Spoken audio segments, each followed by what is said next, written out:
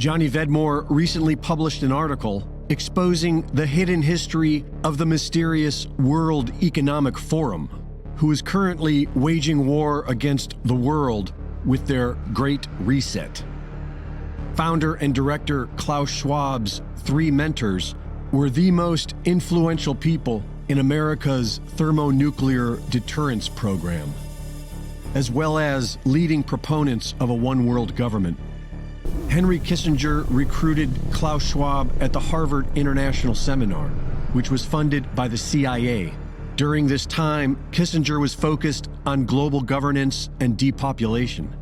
But it was with the Council on Foreign Relations that Kissinger became a major player by wargaming psychological operations involving America's growing thermonuclear weapons arsenal and writing the book on nuclear weapons and foreign policy.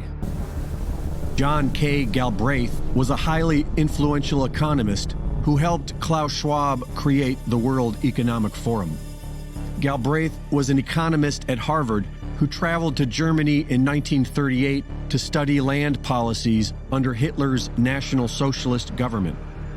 From there, he went to work on an advisory committee for FDR's New Deal. After World War II ended, his work shifted into nuclear weapons. Galbraith was tasked with evaluating the overall economic effects of the wartime bombing.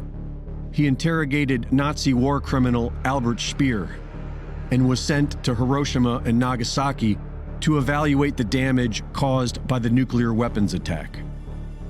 By 1968, Galbraith had joined Kissinger in his pursuit of a one-world government, and it was during this time that Kissinger introduced Galbraith to Klaus Schwab, along with Herman Kahn, who in 1967 suggested subverting democracy by training a select group of global leaders, which later became the World Economic Forum's Young Global Leaders.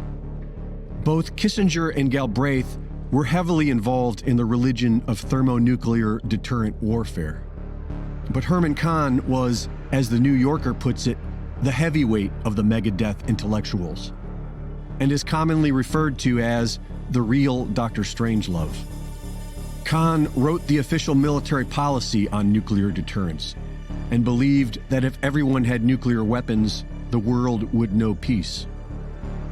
By the late 60s, Kahn was pushing for a European Union and joined Galbraith in 1970 on a European speaking tour to support Klaus Schwab's recruitment drive for the first European Management Symposium, now known as the World Economic Forum.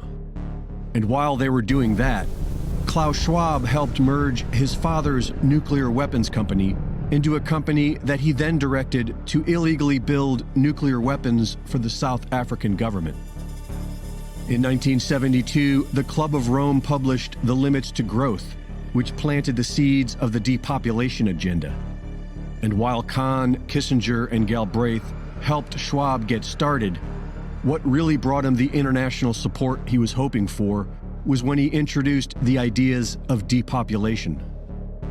In 1972, the Club of Rome's founder was invited by Schwab to make the keynote speech in 1973.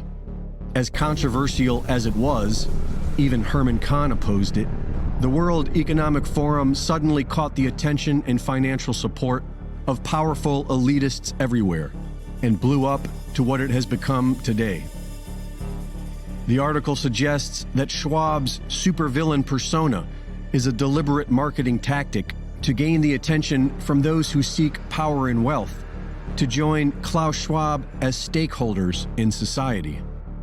The author believes that the World Economic Forum is reaching its maximum level of expansion before its inevitable collapse, because eventually people will fight back.